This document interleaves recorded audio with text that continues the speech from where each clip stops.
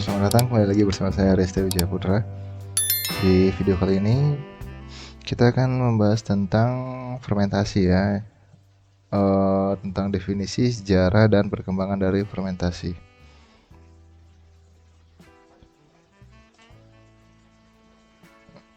Fermentasi. Nah, apa sih fermentasi itu? Kalian pasti sering mendengar kata fermentasi dan bahkan mungkin kalian sering mengkonsumsi pangan pangan fermentasi ya, produk hasil fermentasi. Nah, jadi fermentasi itu berasal dari kata fervere atau ferver ini bacanya, yang artinya ini merebus atau mendidih ya. Merebus atau mendidih, tapi bukan fermentasi itu bukan merebus ya, bukan. Jadi fermentasi itu proses yang menghasilkan gas. Jadi apabila fermentasi itu berhasil, maka fermentasi itu akan menghasilkan gas. Dan biasanya pada produk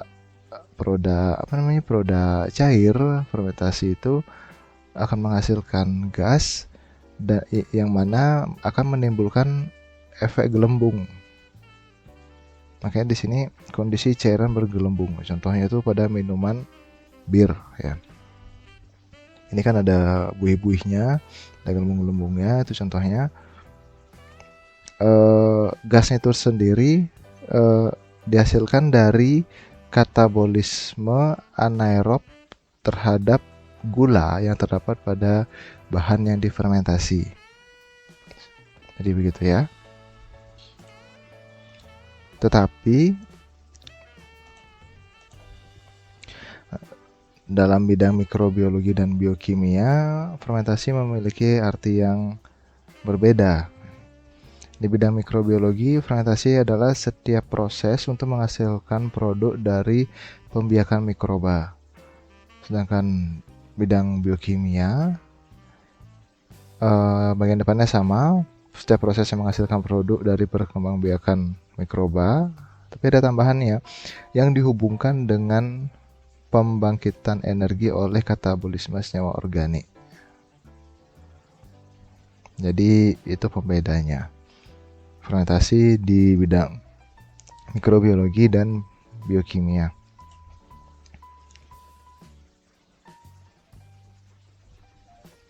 Selanjutnya, jadi fermentasi itu adalah proses terjadinya perubahan kimia pada suatu substrat organik melalui aktivitas enzim yang dihasilkan oleh mikroba ya. Jadi definisinya itu proses terjadinya perubahan kimia pada suatu substrat organik yang melalui aktivitas enzim yang dihasilkan oleh mikroba, itu adalah fermentasi. Sampai sini udah paham ya. Sekarang kita lanjut ke sejarah fermentasi. Jadi fermentasi itu sebenarnya sudah ditemukan sangat lama ya, bahkan dari tahun sebelum Masehi. Yang tujuannya fermentasi itu adalah untuk mengawetkan, dan fermentasi itu secara tidak sengaja ditemukan. Jadi ada buah yang disimpan lama kemudian menghasilkan alkohol seperti itu contohnya, jadi kan tidak sengaja ya. Langsung aja kita lanjut. Ini kalian dapat lihat pada tabel ini yang sebelah kanan ini.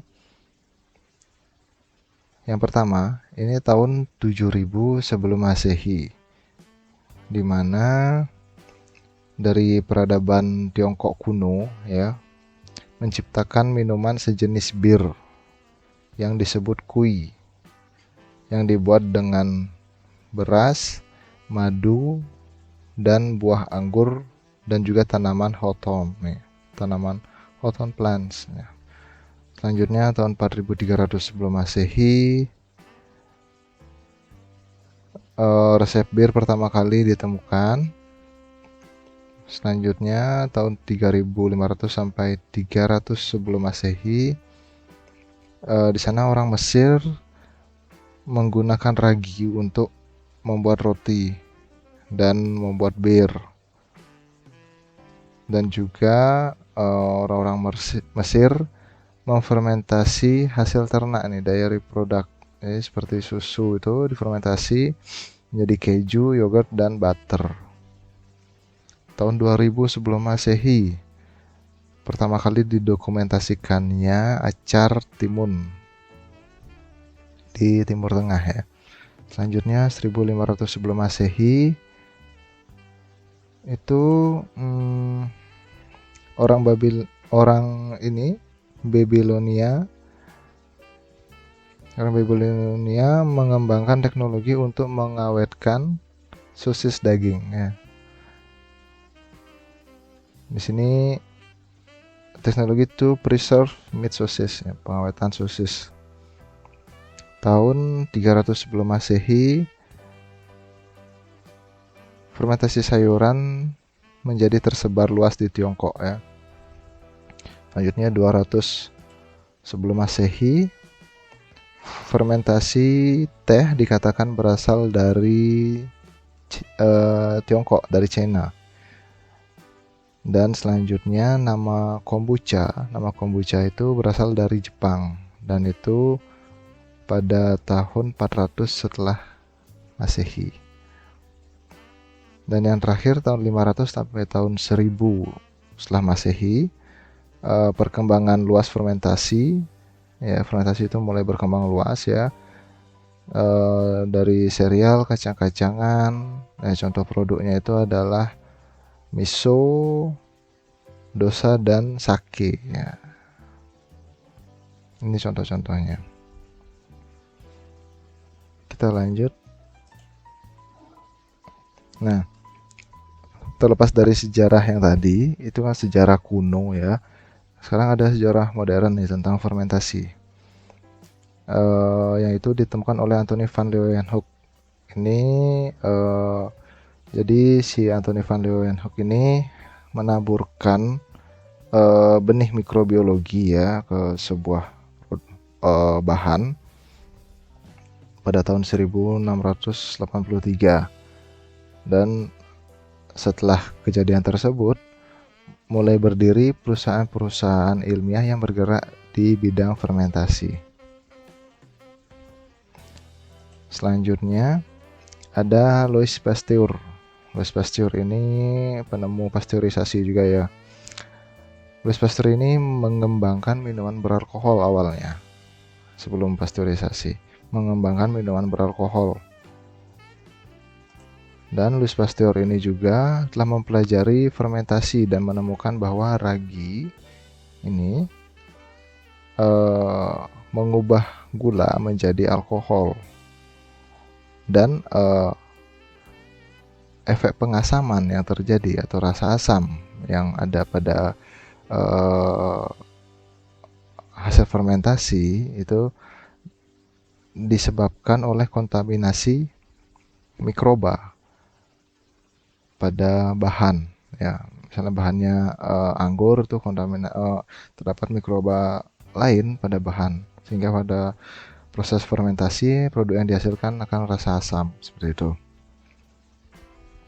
Nah, kemudian untuk menghilangkan rasa asam tersebut, si Louis Pasteur ini punya cara, yaitu dengan cara memanaskan bahannya terlebih dahulu. Memanaskan, misal bahannya itu adalah anggur, buah anggur, maka sari buah anggur itu dipanaskan terlebih dahulu sebelum di fermentasi. Tujuan itu untuk membunuh mikroba-mikrobanya ini.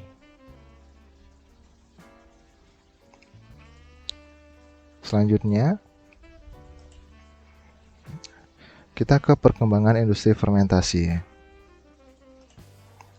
Jadi perkembangan industri fermentasi itu dari waktu ke waktu itu semakin pesat ya, semakin baik perkembangannya, yang mana banyak perubahan-perubahan dan hal-hal baru yang ditemukan.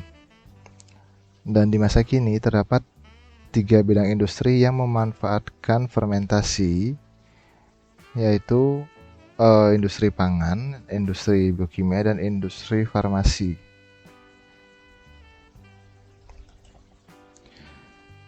pada periode sebelum tahun 1900 ya, kondisi fermentasi, teknologi fermentasi pada saat itu ya, produk utamanya itu yang banyak produksi adalah alkohol dan cuka, vinegar ini cuka. Kemudian tangki fermentornya itu dari kayu dan tembaga. Pengendalian prosesnya itu dengan termometer, hidrometer, heat exchanger ya. Prosesnya batch dengan kultur murni. Pelaksanaannya tanpa melalui pilot plant, jadi skala kecil masih ini, tanpa pengendalian kualitas produk. Selanjutnya tahun 1900 sampai 1940. Nah, ini sudah ada yeast, gliserol, asam sitrat, asam laktat, dan aseton butanol itu produknya. Tangki fermentor sudah dari baja, dilengkapi dengan aerasi dan pengaduk mekanis. Pengendali prosesnya dilakukan kontrol suhu, pH dengan pH elektroda. Prosesnya batch dan feed batch menggunakan kultur murni masih. Pelaksanaannya tanpa pilot plant juga, dan pengendalian kualitas produk tanpa pilot plant dan pengendalian kualitas produk. Belum ada pengendalian kualitas ya. Kemudian di tahun 1940 sampai sekarang, setelah mulai berkembang ditemukan penicillin, streptomycin, dan antibiotik lainnya, asam amino, dan enzim-enzim. Kemudian tangki fermentor dilengkapi dengan fasilitas aerasi secara mekanis dan dioperasikan secara aseptis sudah. Untuk ini aseptis ini untuk mengurangi kontaminasi tentunya. Pengendaliannya itu sudah computerized ya, jadi sudah mulai otomatis nih, semi mungkin otomatis ya. Kultur digunakan kultur yang dimutasi dan terseleksi ya. Dimutasi sepertinya di sini sudah ada rekayasa genetik. Kemudian pelaksanaannya mulai dilakukan pilot plant, sudah mulai skala besar, dan sudah mulai ada pengendalian quality control yang sudah mulai ada nih. Tahun 1960 produknya itu single cell protein. Kemudian tangki fermentor lengkapi pengatur tekanan tinggi, alat masukkan gas, dikontrol komputer sepenuhnya. Prosesnya dilakukan secara kontinu dengan kultur hasil rekayasa genetik. Prosesnya kontinu ya. Kalau yang tadi kan prosesnya batch dan feed batch. Ini kontinu. Pelaksanaannya sudah pilot plant dan sudah ada quality controlnya ya, pengendalian kualitas produk ya. Yang terakhir nih tahun 1979 sampai sekarang, yang mana produk utamanya itu senyawa asing yang secara normal tidak diproduksi mikroba, misalnya insulin, interferon, itu contohnya. Ini biasanya di bidang farmasi nih. Tangki fermentor hasil pengembangan dari generasi sebelumnya, jadi terus diperbaharui, yang tentunya sudah otomatis ya, sudah computerized semua. Prosesnya batch, feed batch, atau continue dengan kultur hasil pemindahan gen asing ke dalam sel mikroba secara rekayasa genetik.